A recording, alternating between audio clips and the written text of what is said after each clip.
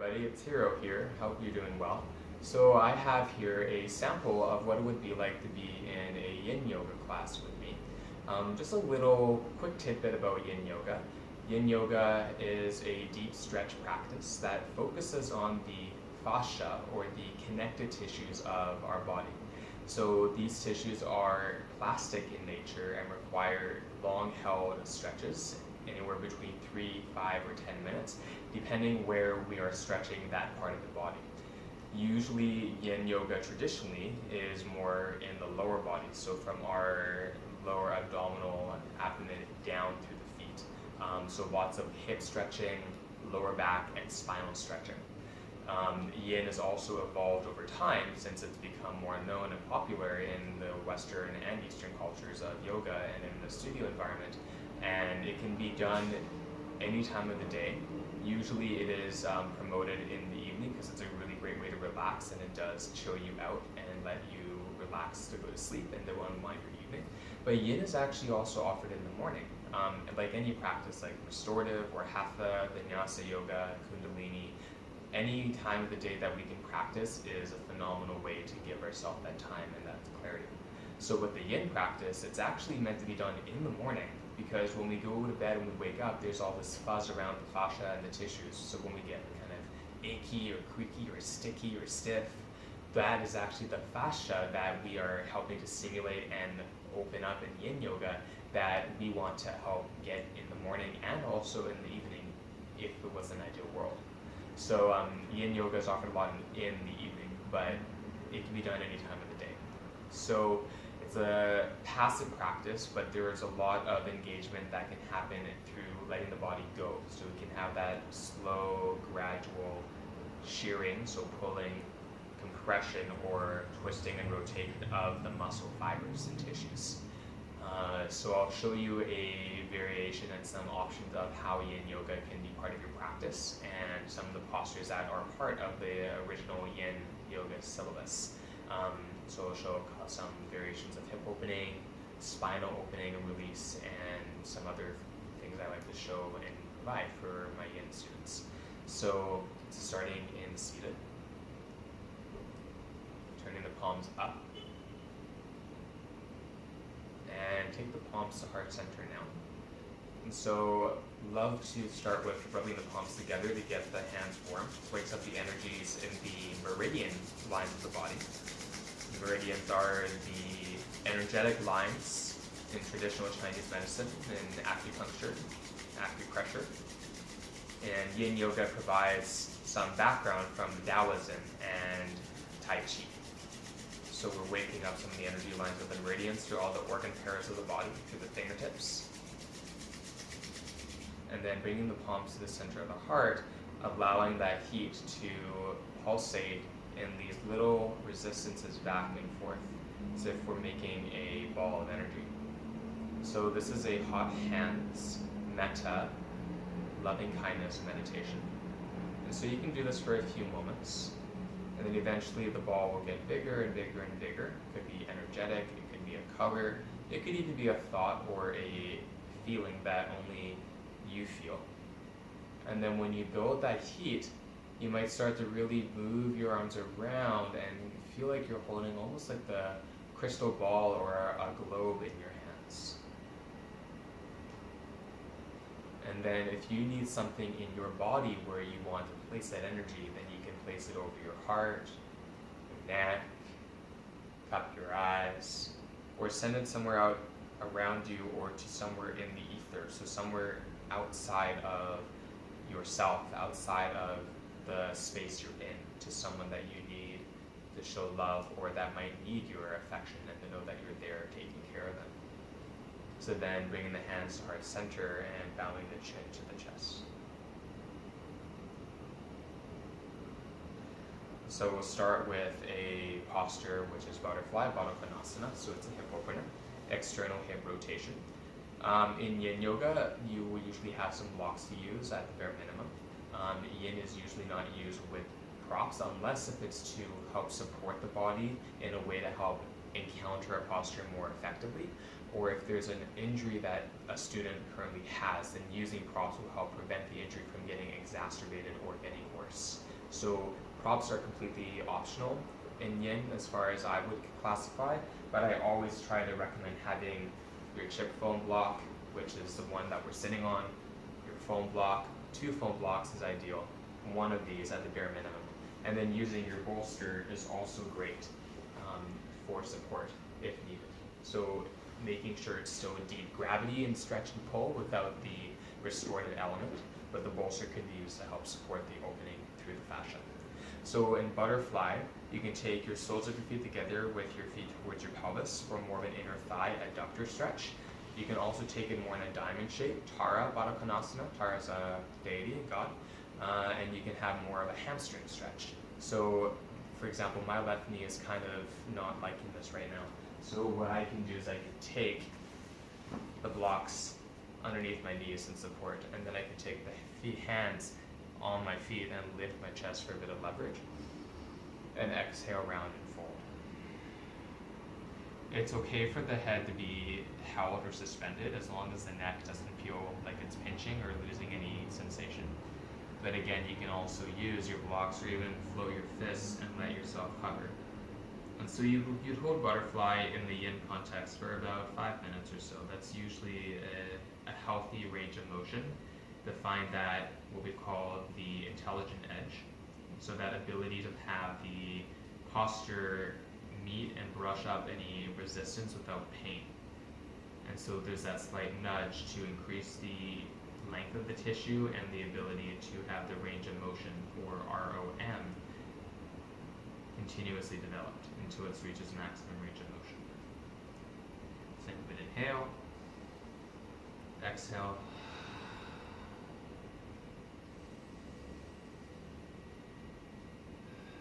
Then after 5 minutes, you slowly, after holding the posture for time, to the second stage.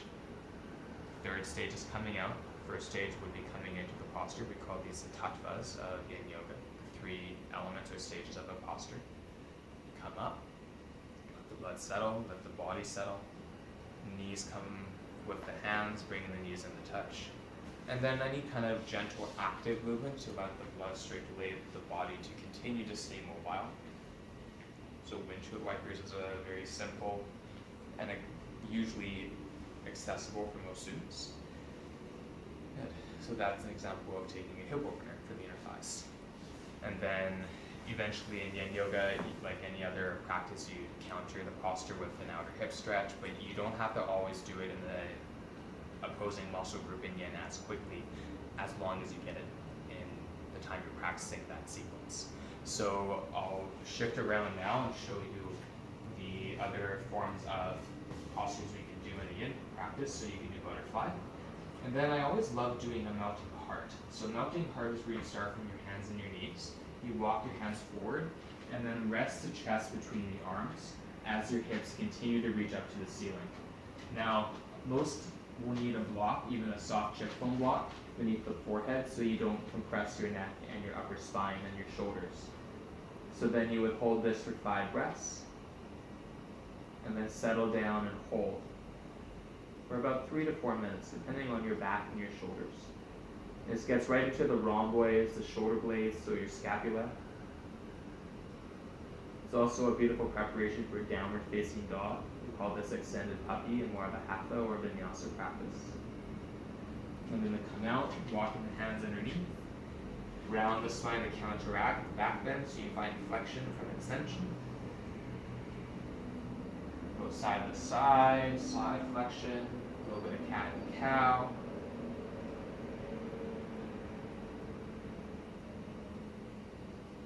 And then from there, getting into the hands. So they don't need them any more than a minute, but taking the fingertips towards the knees and the wrist toward the front of the mat. Even if your hands are turned out wide, like I'm showing here, or if they're all the way around, it helps to provide some release in through the blood flow of the fingertips and the finger joints, and helps to also get into the heart line of the body, the heart meridian. So the meridians of the body have the upper meridians and then the lower meridians. So in your lower body, you have the inner thighs and the outer hips. So you have the kidney, you have the liver and gallbladder. You have the back of the legs, so hamstrings and calves, so your kidney and urinary bladder meridian. and you have the top of your thigh, which would be the stomach and the spleen meridian. Then in the upper body, you have the heart and the small intestines, your lungs and your large intestines.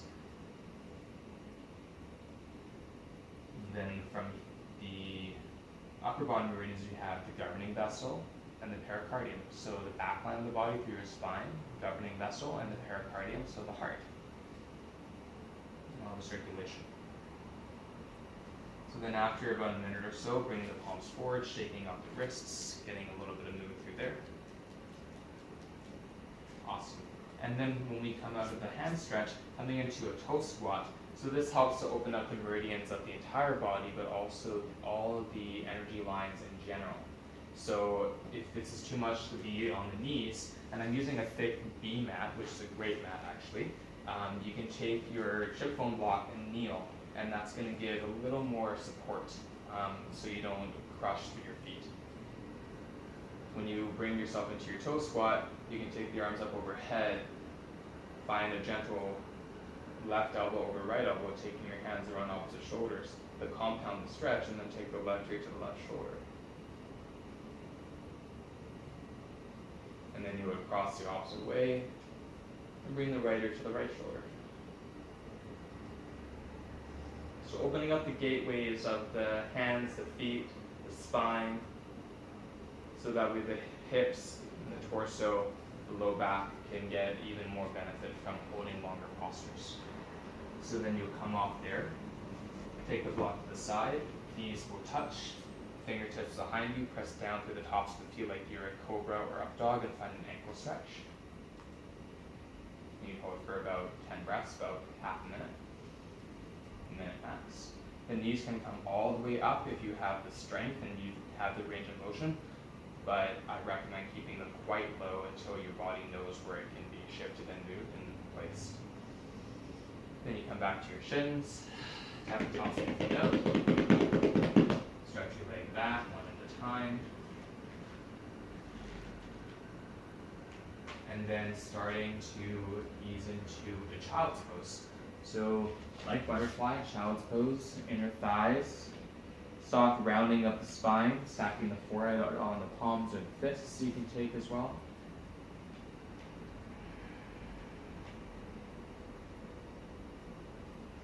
And then from child's pose, you can come up.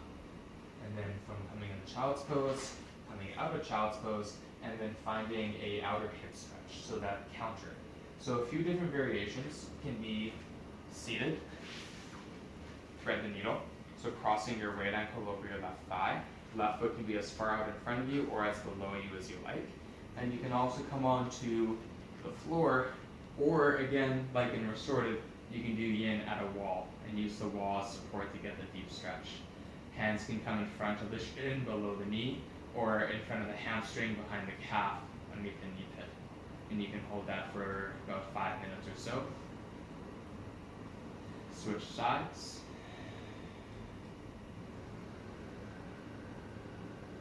And then just letting your knees relax once both sides are completed, moving the knees around, shaking the legs out. So you can do thread the needle, seated or on the back. Otherwise, putting your hands on your knees, finding your way into swan or pigeon. So from the hands and the knees, right knee will slide to the outside of the right wrist and right foot will come to the left thigh as your left leg extends back behind you.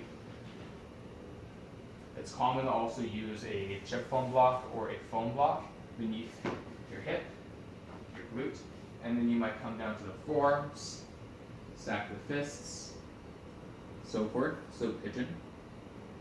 You'd hold that for 5 minutes or longer. Coming up, take the block off to the side. Another variation of that is coming to the right sit bone, taking the left thigh to the right knee, or left thigh to the right foot. And then you can start to take your torso, angling it over your right thigh, shin, or outer hip, and this is called swan. So with swan, you want to be mindful of your hip joint and your pelvis and your thigh, because they might find compression, so two bones coming together without any tissue between, meaning that's your range of motion that's been met. so it won't go any further for your anatomical structure. If you come down and you notice that you can go further, but there's a bit of tension, tension is where the two bones have a bit of tissue in between, and over time and patience and consistency, that tissue will start to stretch, increasing the range of motion for that part of your hip, low back, or spine. So then you hold that, and come up. You can let your knees go side to side, and this come into the other variation. So again, if you take pigeon, left knee to outside of left wrist, top of the right foot to the mat, lowering down once your body gives you the green light of assurance.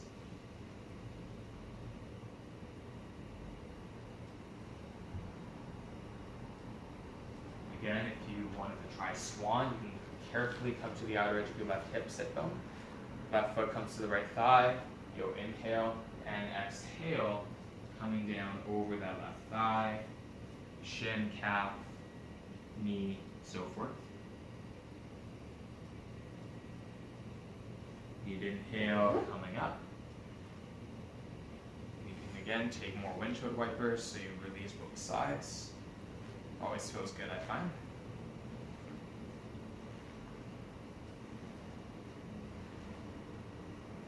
So you got an example of outer hip, inner thigh, neck stretch, hand, foot, wrist, ankle, so most parts of the body. You can also find yourself in a stretch with the back of the neck, chin towards the throat, shoulders back. Some people like to place the fingers behind the head, thumbs beside the cradle of the neck, and then leading the head back into the hands and chin towards the throat. Do that for about a minute, and then you come up. And then a few crescent moons with your chin to each shoulder so you relax the entire neck muscles.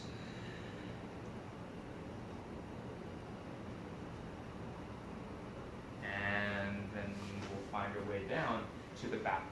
So have your props nearby you. You have your bolsters, your blocks, and the bolster again might not be available, but if it is, it's nice to have one for different versatility. And then as you find your way to your back, you can take your soft block or your foam block beneath your sacrum for supported bridge. And then finding more of the sitting bone, so not the low back, but the cushioning of your glutes on top of the block. And then you can start to extend the legs forward for sky bridge. So sky bridge will get into a stretch through the front of the hip and psoas, hip flexors, quadriceps. And then some people like to bring their arms up overhead, so you're like in a huge sling, huge hammock shape. This can be quite intense. You can take deep breaths into the belly. Let's hold that for a few minutes, 5 minutes. And then what's great about this as well is that with the block beneath, you can take it back close to your sacrum and find butterfly legs again here. Thread the needle like we did before in our practice. Knees to chest, legs in the air, legs wide, so take dragonfly, wide leg at ankle, and finding that just in your inversion there. So restorative, but not as gentle. Still having a sense of pulling and stretching and stress on the body and the tissues. Then knees can come back to chest. Slowly to the floor with the feet, lift and remove, curl back down and lower. And then, again, feet wide on the mat.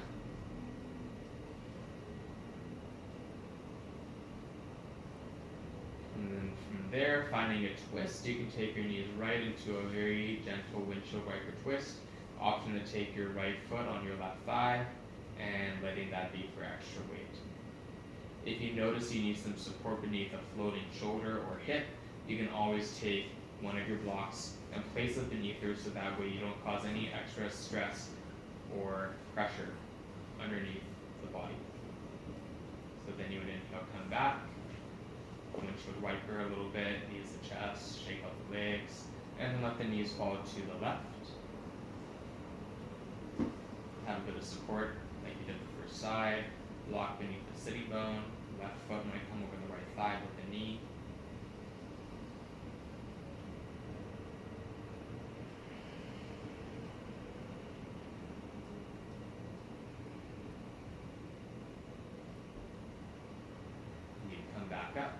And then if you feel the practice is ready to close, knees come into the chest. And if you have props, you can always take a bolster beneath your knees for your Shavasana. It's always a popular way to modify. It's a very simple resting posture. And others might also choose to sit in meditation.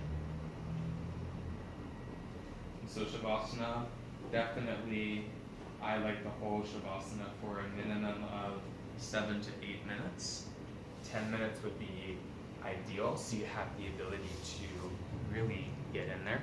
But understandably, sometimes a practice has only so much time, and we do want the physical benefits of the physical postures, the asana, with the breath, the pranayama, and the meditation. So that's a little idea of what a yin yoga class looks like, and thanks for watching.